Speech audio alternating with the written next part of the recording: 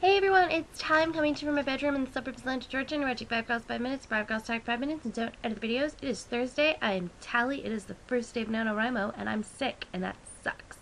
That does not mean I have not already written 10,392 words of my NaNoWriMo novel, though. So, yay.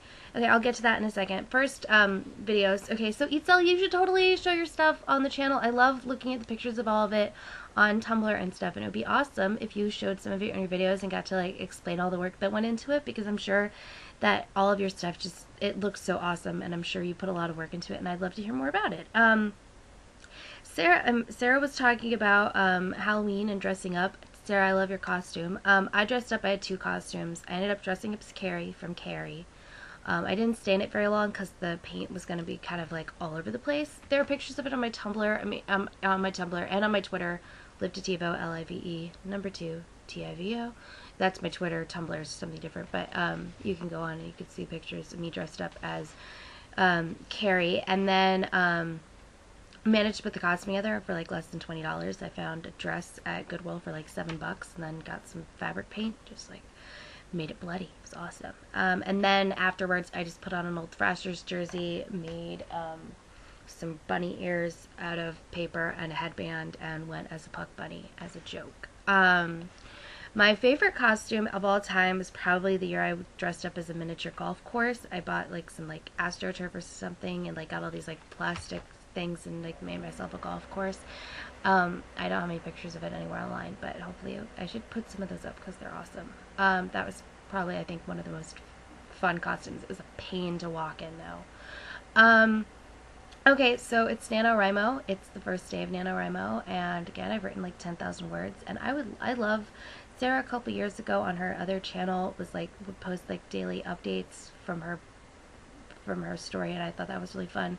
So I thought I would read you some of my novel so far. My novel is called Cure. It's about a girl who's in 5th grade, and she's a serial killer, and she's telekinetic. She hasn't killed anyone yet, but this is from a portion of my novel where she is developing her telekinetic powers. At this point, she is in the 3rd grade, and she's hanging out with her two best friends, Alessandra and Susandra. Nets. They're twins. They are in a family that has 5 sets of twins and are on a TLC show called 5 Sets of Nets. And they're filming the show, and Cure is not a big fan of the fact that the producers of the show don't want them to be playing Monopoly because they can't get the rights to show them playing Monopoly. So she decides that she wants them to go focus on one of their other sets of twins. So here we go.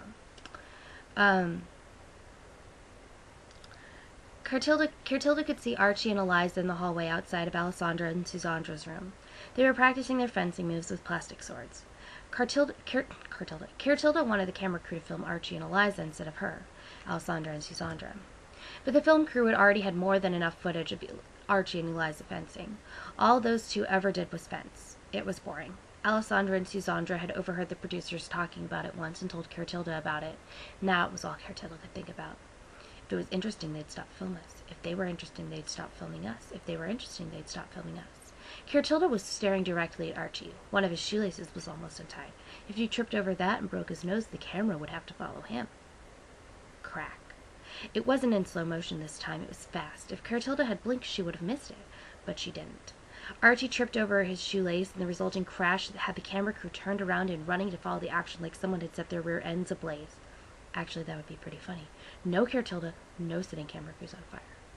There was no way Cure could pass it off as coincidence this time. 3 times is more than coincidence. There was no way she didn't have something to do with it. Not the most exciting part. It was just a part that was there. So yeah, I'm going to try and write some more. Being sick sucks on NaNoWriMo, because like I just kind of feel like I felt worse yesterday. I'm feeling better now. Mostly I just sound awful, and I haven't finished my NaNoWriMo song because I can't sing, and even if I finished it, I can't record it, so that kind of stinks. But I'm having fun with my character. I think I restarted a couple times, kept my words, but restarted a couple times because I think I was jumping in too quickly, but I'm actually really enjoying kind of writing the process of her kind of discovering her telekinetic abilities. I skip, once she kind of figures out she's telekinetic, I skip ahead a couple years, and she's starting to explore all of the things she can do with them. Right now she's trying to get revenge on this girl Jennifer, who has really long hair and is always flipping it, and it lands on Clotilda's desk and she doesn't like it. And so now I'm coming up with ways for Clotilda's telekinetic abilities to somehow cut off Jennifer's hair. And it is involved with a project they're doing called with their art teacher, Mrs. Parker. Mrs. Parker's Cardboard Robot Army Invasion, because that's a lot of words and I get to write it a lot, and that means more words. This is really boring. I don't even know if you can hear me because I feel like I'm talking really softly and really not very interestingly.